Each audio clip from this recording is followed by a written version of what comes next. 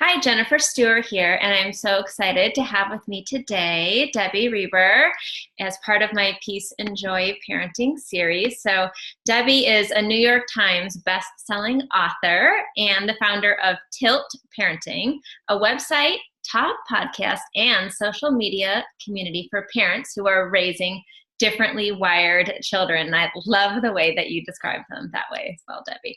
Her newest book, Differently Wired, Raising an Exceptional Child in a Conventional World, came out in June 2018. She currently lives with her son and husband in the Netherlands. So, hi, Debbie. How are you doing today? Good, Jennifer. Thanks for having me on the summit. I'm excited to be here. I'm so glad to have you on here as well and to chat with you, because I know firsthand as a teacher and a mom that there's a lot of people out there struggling with kids who maybe don't quite fit into the mold or the expectations of our society and our schools. So yes. when you use the words differently wired, and I love that, by the way, what do you mean by that? How can we help the audience understand? Yeah, I use the term differently wired to describe any way of being neurologically atypical. So it's broad. And I did that specifically because so often kids who are atypical, we're kind of divided into diagnostic buckets. And I don't think that really serves us as a community. So differently wired could be having ADHD, it could be having a learning difference like dyslexia or dysgraphia, it could be being gifted, anxiety, could be on the autism spectrum. So really, and there's so many more ways of being differently wired. It could be just being highly sensitive, a highly sensitive child. So it really encompasses kids who are just, for some reason, some aspect of the way their brain is wired makes certain parts of life, school, home life, social relationships more challenging for them. Definitely. Yeah, no, I love that. And I think there are so many different combinations of all that going on. Yes. So, yeah, I think sometimes it's hard when we want to have a label for our kids, because then supposedly people, I think, can feel like then they know what to do. But yes. Yeah, there's so many variations of everything out there. Definitely. Yes. Yeah, so, I wanted the label for sure, and I thought it would fix things, but it was just information that wasn't super helpful at the end of the day. And you're absolutely right. A lot of kids have multiple things going on, and it's hard to even know what's what. So that differently wired umbrella feels really good, because that's something we can own, and it has a positive connotation to it. Yeah, no, definitely. I think that's beautiful, the way that you describe it that way.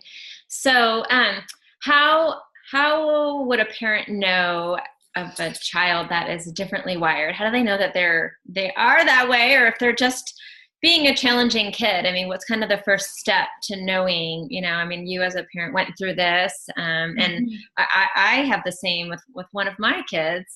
So yeah, how do you know? Some people want to say, "Oh, your kid's just." Strong-willed, spirited. Yeah.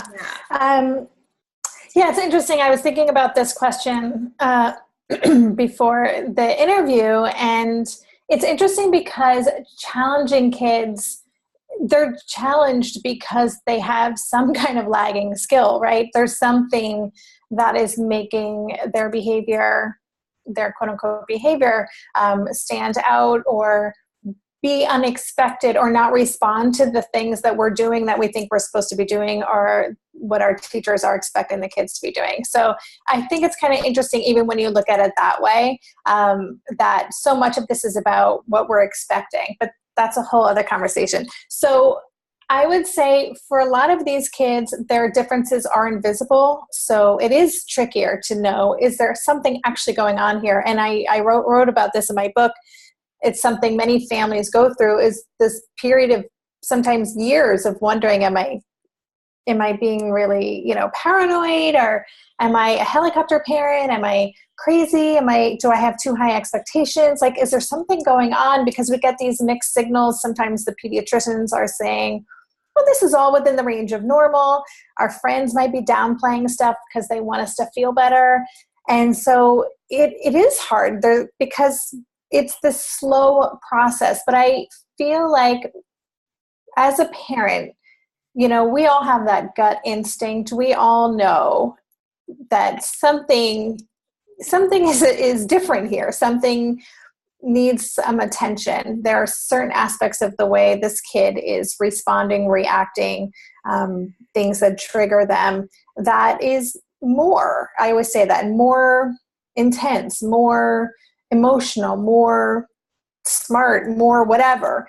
And so if you're noticing that, they're standing out from their peers, or they're just kind of, we know, but I think we look for evidence of why they are actually typical, right? And so we keep finding evidence, and then we'll be proven wrong. And so it's this kind of, I describe it in the book as ripping off a Band-Aid really slowly, because it can take a while to come to that realization or conclusion. Yeah, no, definitely. And I've seen both ends of the stick with families that I work with parents who either want to not see it, because it's just too hard. What are we going to do with it once we address that there's this going on? And then parents who are deciding that their kids who are just a little bit challenging, have big issues, and it's hard, I think, as a parent. Of course, you want your kids to fit in. You want them to have, a happy life, a successful life. So, yeah, I think definitely trying to figure out, is there something going on here? Or maybe as a parent, sometimes we take the blame on, right? It must be me. I'm not doing this right. Yeah, we totally feel like failures because we're reading the same books our friends are reading, but we're not getting the same results, or we might be getting advice from people, well-meaning friends or relatives, and that makes us feel worse, makes us feel judged, like we're just bad at what we're doing.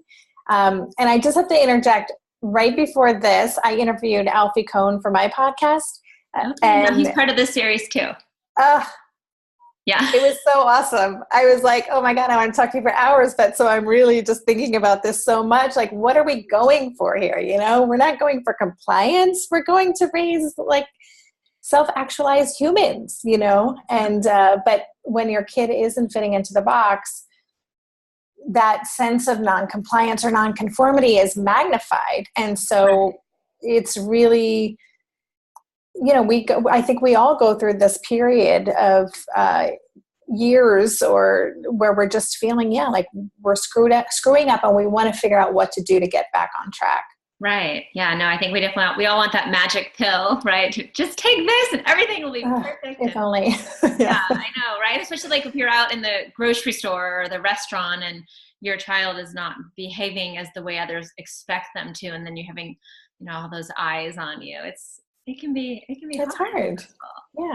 Yeah. I mean, that sense of judging is real, and that sense of failure that we can internalize. It's really painful. And so many of the parents in my community are in that place of isolation and overwhelm, and just feeling like no one really gets how hard this is. And on top of that, they're being judged. So it is a really tough spot to be in.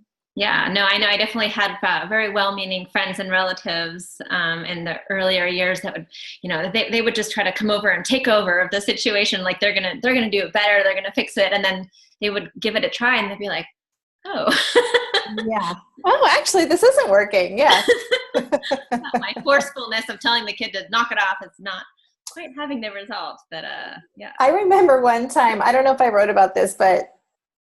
When Asher was a little guy, he was really an intense human, and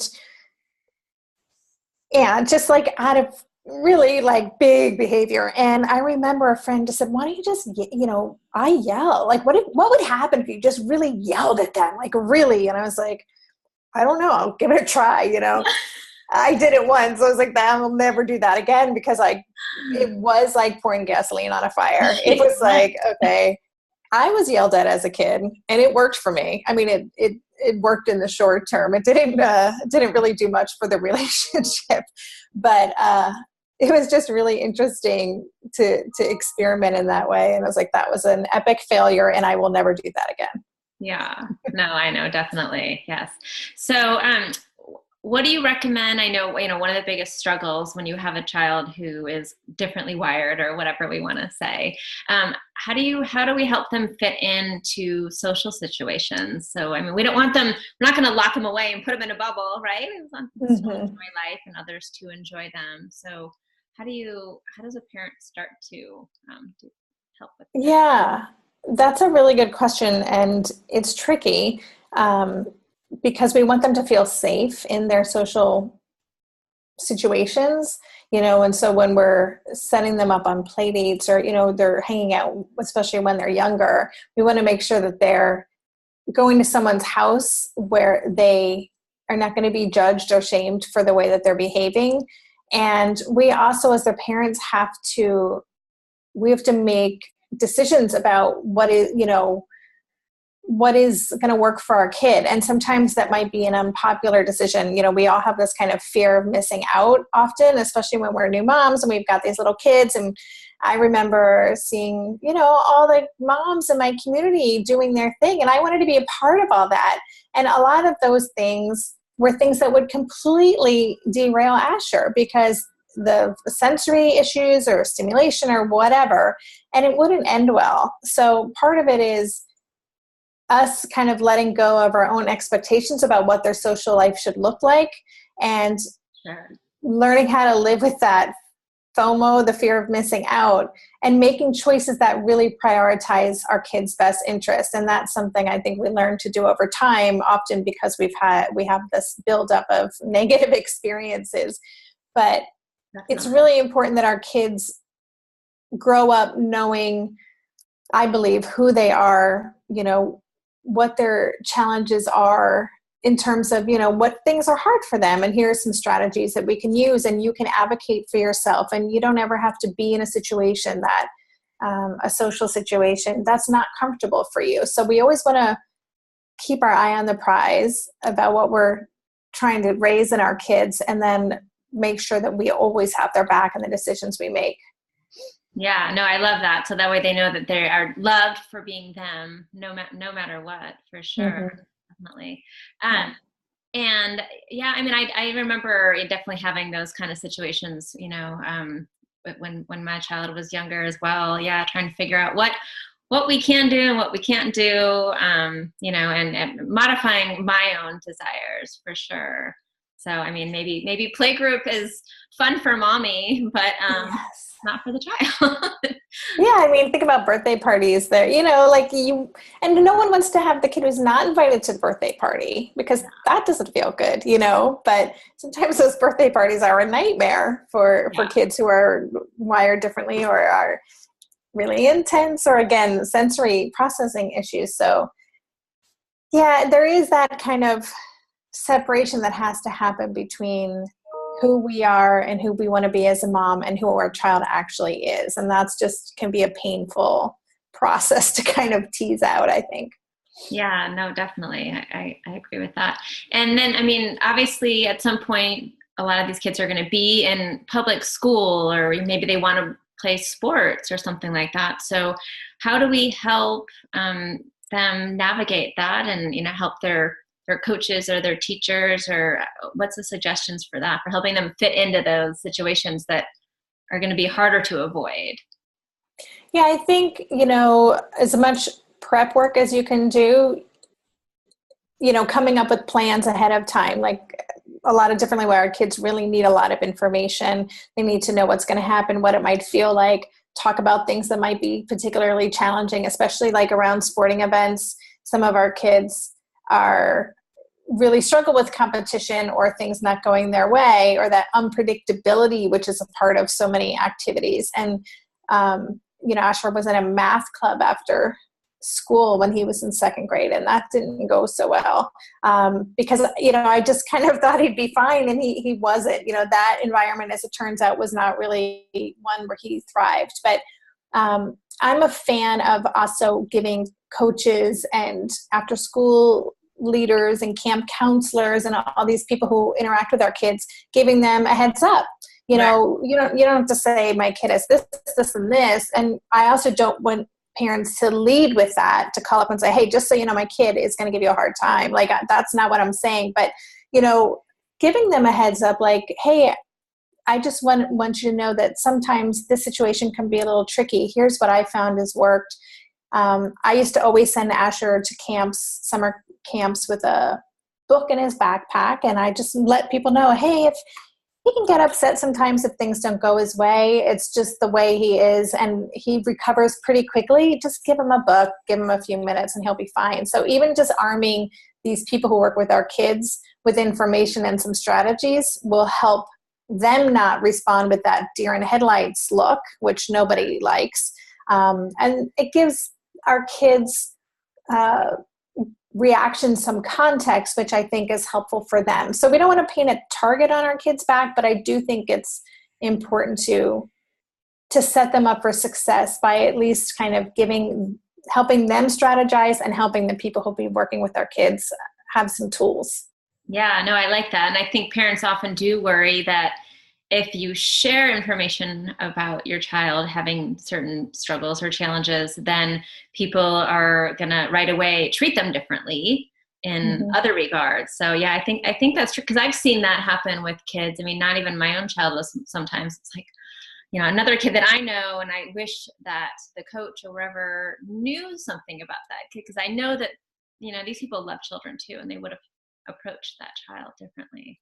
So. Yeah, and I'll just say sometimes it is going to put a target on your kid's back, unfortunately. So there's no clear answer. I encourage parents to kind of share what they feel is safe, you know, with other people, emotionally safe for their child. I share information on a need-to-know basis. Right. And I think it really depends on what's going on with your child at the time and what the situation is now. With them. And they're always changing and evolving. So you can kind of do it on a case-by-case basis as well. Yeah, no, I like that. Definitely. So what are some of the things that you wish you knew when your son was younger in those years and you're trying to figure all that out, that you know now that you could share with parents that are kind of in that, like, wow, what is going on? Well, gosh. So many things, but I think, you know, I spent so many years trying to, you know, get that prescription, if you will, or, you know, like I'm just such a planner and a doer, and I'm good at executing. And when I know what's going on, I problem solve and I move forward. And I spent so many years trying to, you know, parent that way, to figure out what exactly is going on so I know exactly what I need so I can do exactly what it takes, and then we can get back on the path that I wanted to be on. And I spent a lot of time spinning my wheels, feeling like a failure, and honestly hurting Asher, because I was trying to shove him into a system that was causing him a lot of anxiety and making his self-esteem plummet, and just wasn't a good scene. So I think, you know, if I could go back and talk to myself as a young mom, I would have said, Deb, like, this is not about what anybody else is doing.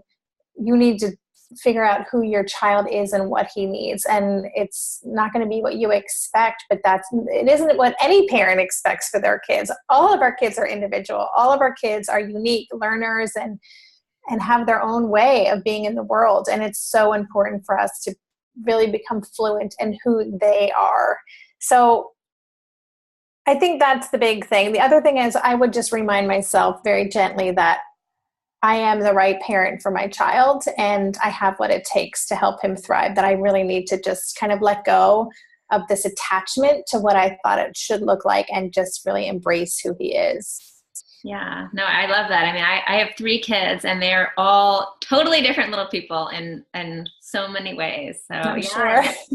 differently wired or not, I mean, yeah, you're going to have to figure them all out. I mean, so that was one of the other questions is, how do you think a parent can try to understand what their child's needs are when the kid is still learning that themselves? And maybe the kid is young, or they just haven't quite figured out what is causing them all the stress, or what's the best way to start understanding your kid's needs?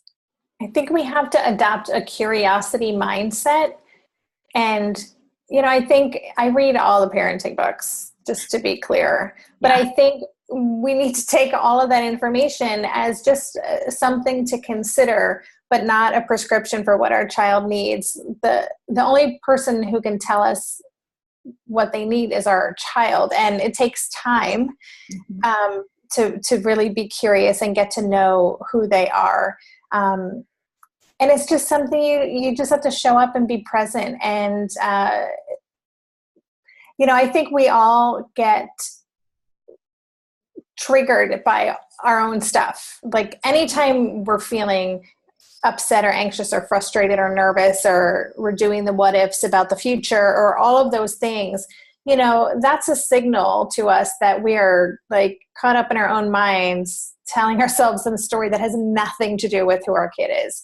And so it's this ongoing practice of noticing those things when they crop up too, pausing and saying, okay, wait, what's really going on here? Because when we're caught up in that, we can't pay any attention to what our child's trying to tell us. We can't be bridging that gap because we've got a story that, I always use the fluency, learning a new language, everything's getting lost in translation because we're using the wrong dictionary, So it's this ongoing process of continuing to show up, be present, get curious, be playful, notice, and look at it as like an ongoing, very long, intense, immersive language program. Yeah, no, I like that. I mean, yeah, life is definitely a journey. So indeed. Yeah. Yeah, no, I love that. So, what are some of the things that people can do, when their child is in the midst of one of those big meltdowns, when the parents have made the wrong choice, right? And they've gotten their kid and they're maybe in that bounce house at the birthday party, and it's like, wow. I mean, what are some of the things that you've learned or you could suggest to parents? Well, I've never been in this situation, so I'm just joking. I think you have to take care of yourself as a parent in those moments and take care of your child. So I think you have to take care of yourself first, that putting the oxygen mask on yourself first. Of course, make sure your child is safe, physically safe, but making sure that you at least take the time to take a few breaths. I'm a big fan of even just like 3, inhales, holding it, and a slow exhale can kind of at least get you out of that fight or flight reaction. But it is about taking care of yourself in that moment and prioritizing what your child needs. And you just can't care about the stairs and about anything else that's going on. It means nothing. We make so many bad choices in those public situations because we're trying to save face, or we're embarrassed, or, anything like that. And I have done it many, many, many times. But obviously, the calmer that we can stay, Dan Siegel's work is so resonant to our community, to every parent. But those mirror neurons are a real thing. And so whatever we can do to get to a place of calm, our kids are going to mirror that. And so that's why taking care of ourselves is important. And I will say too, as much as you can, proactively problem solve. So, I advocate for making a list of the kinds of public situations that tend to trip you up or trip your child up. Like, going to, the bouncy house, that things are not going to end well.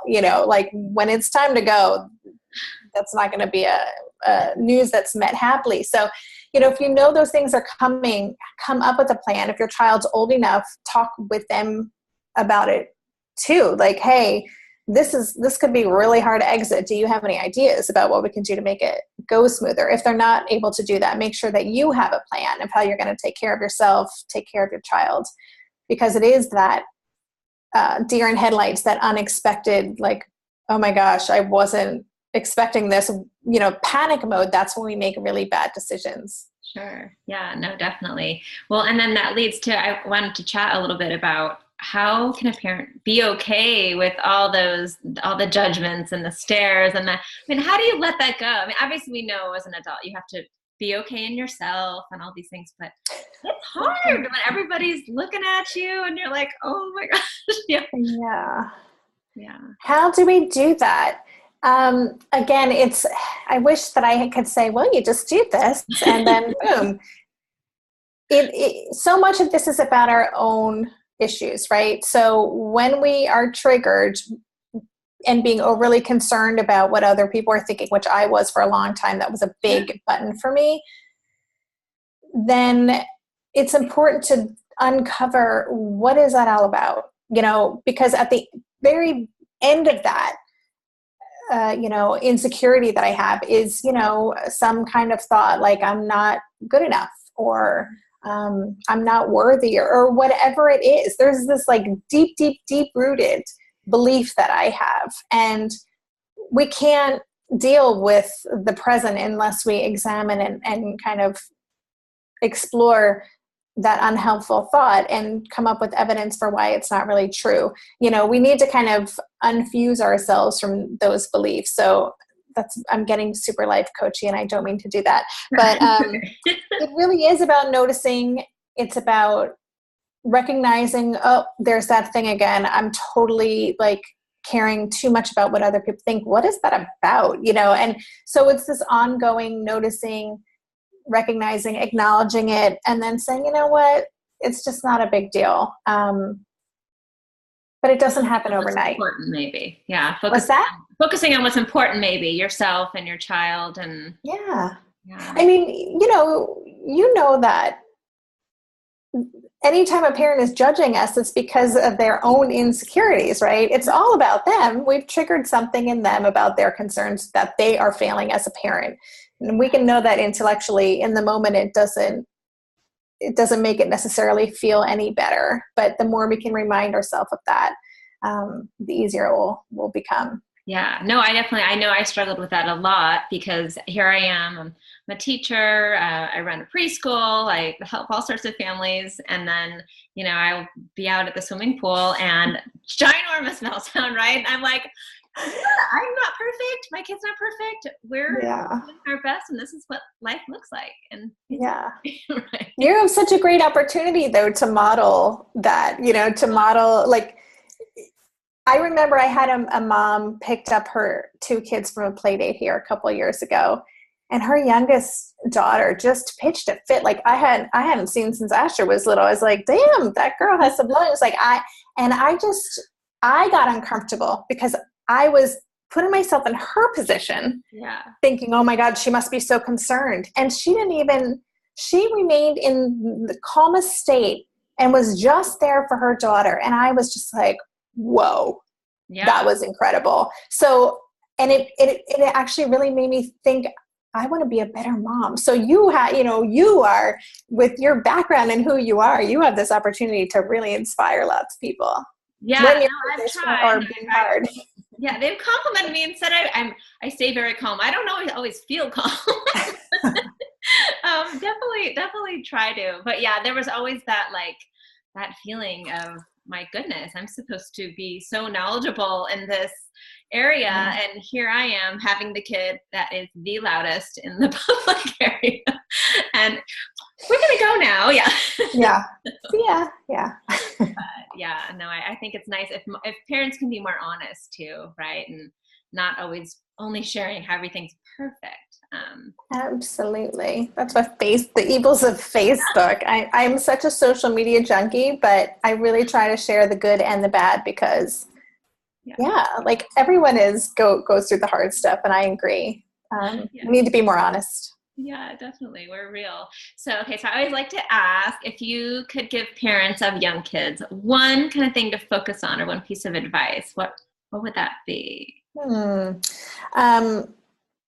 I'm going to actually look at my notes, because I think I wrote down something really wise. Oh, good. It's not that wise, but I will just say, no, I think this is something I talk about a lot, and it is just that idea of remembering what our goals are.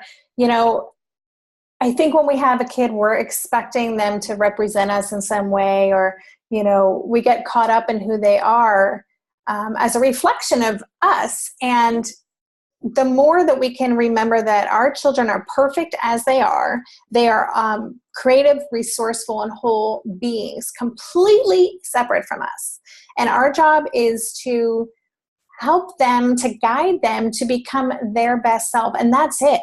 They're not there to make us look good. And that can be really hard, especially when our kids are really young, because they do feel so much a part of us, and they're their own beings, and they deserve that respect, their autonomy, and for us to see them through that lens. So that would be, I love to me, that. that's a shift that I think can be really powerful. Yeah, no, definitely. I think because we often feel like they are, like you said, just little versions of us, but that's not always true. I'm sure they have parts of us, but they're their own little people. So yeah, totally. Yeah, absolutely. I love that. And so if people want to get some more resources, learn more about you, what's the best way for them to do that, Debbie? My website is Tilt Parenting, and that's kind of the hub for everything. So you can download podcasts there. I just released episode 123 today, so there's a lot of archives to listen to.